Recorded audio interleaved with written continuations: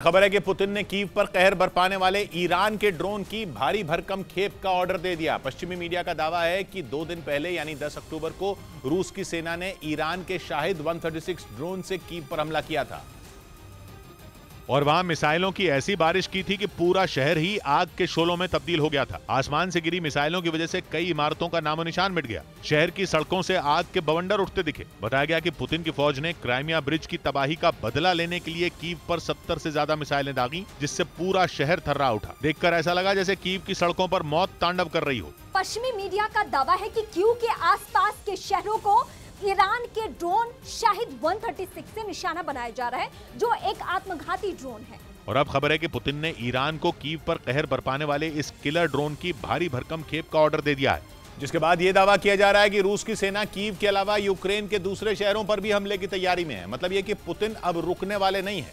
बताया जा रहा है कि 7.5 महीनों से जारी जंग की वजह से उनके सब्र का बांध टूट चुका है, क्योंकि वो ये मानकर बैठे थे कि यूक्रेन की सेना उनकी सेना के आगे ज्यादा दिनों तक नहीं टिक पाएगी और जंग कुछ ही दिनों में खत्म हो जाएगी। लेकिन पुतिन को करारा झटका तब लगा जब पर्दे के पीछे से अमेरिका और नेटो देशों ने यूक्रेन की मदद करनी शुरू की। पश्चिमी देशों ने यूक्रेन की सेना को ऐसे ऐसे खतरनाक हथियार दिए जिनके आगे रूस की सेना पस्त हो गई। दावा किया गया कि जेलेंस्की की सेना ने कई इलाकों से पुतिन की फौज को खदेड़ दिया। इसी वजह से पुतिन आग बबूला है और वो यूक्रेन को घुटनों पर लाने के लिए ताबड़तोड़ हमले कर रहे हैं। कुछ रोज पहले ही रूस की सेना ने ईरान के शाहिद 136 ड्रोन से जापोरिजिया शहर को भी निशाना बनाया था और उस वक्त यूक्रेन ने यह दावा किया था कि ईरान के ड्रोन से दागी गई मिसाइलों ने जापोरिजिया में 11 लोगों की जान ले ली थी। और अब ईरान का वही ड्रोन कीव के लिए काल बन चुका है, क्योंकि 2 दिन पहले ही ईरान के शाहिद 136 ड्रोन ने वहां बमों की बारिश कर तबाही मचा दी थी। मिसाइल की मार से जलती हुई इमारतों ने वहां के लोगों को खौफ से भर दिया।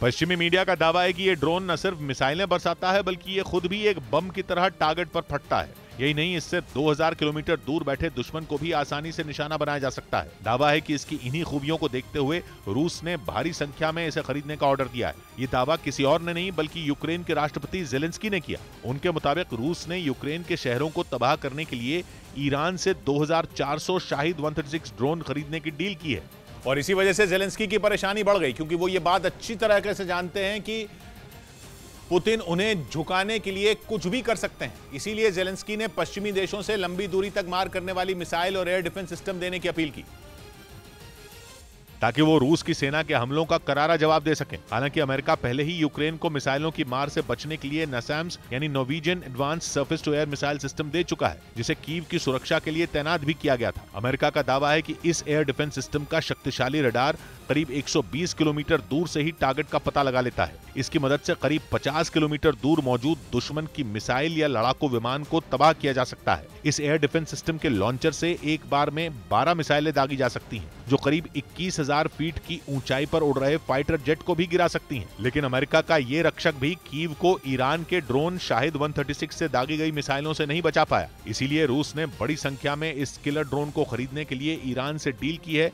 जिससे जेलेंस्की के साथ साथ बाइडेन की भी टेंशन बढ़नी तय है कि रूस की धमकी के बाद भी अमेरिका यूक्रेन को आधुनिक हथियारों की सप्लाई जारी रखेगा। पश्चिमी मीडिया ने आशंका जताई कि अमेरिका का यह रुख रूस के साथ उसके सीधे टकराव की बड़ी वजह बन सकता है, क्योंकि अमेरिका के घातक हथियार यूक्रेन जंग में रूसी सेना के लिए बड़ा सिरदर्द साबित हो रहे हैं।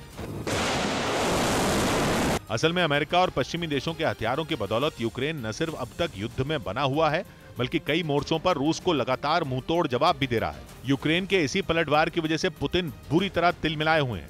वो यूक्रेन के मददगारों को परमाणु हमले की धमकी तक दे चुके हैं और हाल के दिनों में जिस तरह उन्होंने यूक्रेन पर हमले तेज किए हैं, उसका सीधा मतलब यह है कि रूस को हल्के में लेने की भूल अमेरिका और पश्चिमी देशों को बहुत भारी पड़ सकती है। लेकिन लग रहा है कि बाइडेन ने भी ठान लिया है कि वो किसी भी कीमत पर यूक्रेन को अपने घातक हथियारों से लैस करना नहीं छोड़ेंगे। और माना जा रहा है कि अब तो यूक्रेन को हथियारों की सप्लाई अमेरिका और रूस के बीच जंग करवाकर ही मानेगी, क्योंकि रूसी सेना ने यूक्रेन में अपने कब्जे वाले इलाके में एक अमेरिकी ड्रोन को पकड़ने का दावा किया और सबूत के तौर पर उसके सैनिकों ने इसका एक वीडियो भी जारी किया। रूस का आरोप है कि इस ड्रोन को उसकी सेना के ठिकानों पर बम गिराने के मकसद से भेजा गया था। असल में जंग की शुरुआत से ही अमेरिका लगातार यूक्रेन को करोड़ों डॉलर के हथियार सप्लाई कर चुका है। एक रिपोर्ट के मुताबिक 24 फरवरी से अब तक अमेरिका यूक्रेन को 1680 करोड़ डॉलर मतलब भारतीय रुपयों में करीब 1,40,000 करोड़ की सैन्य मदद कर चुका है। और बाइडेन ने एक बार फिर ऐलान कर दिया है कि अमेरिकी हथियारों की खेप का यूक्रेन पहुंचना जारी रहेगा। मतलब ये कि जंग में भले ही यूक्रेन की सेना खड़ी है, लेकिन लड़ अमेरिका रहा है और पुतिन इसी वजह से आग बबूला है। अब वो अमेरिका ही नहीं बल्कि नेटो में शामिल 30 देशों से भिड़ने का मन बना चुके हैं, क्योंकि उनके बार बार धमकाने के बावजूद यूक्रेन को लगातार हथियारों की सप्लाई होती रही। पिछले कुछ महीनों में तो इसकी रफ्तार बढ़ गई, यानी ना अमेरिका माना और ना ही उसके दोस्त। उन्होंने यूक्रेन को जंग में बनाए रखा और पुतिन के गुस्से की आग में घी डालते रहे। और अब ये आग इतनी भड़क चुकी है कि बाइडेन समेत पूरा का पूरा नेटो इसमें झुलस सकता है, क्योंकि कीव पर हमलों ने दिखा दिया है कि पुतिन यूक्रेन में पीछे नहीं हटेंगे।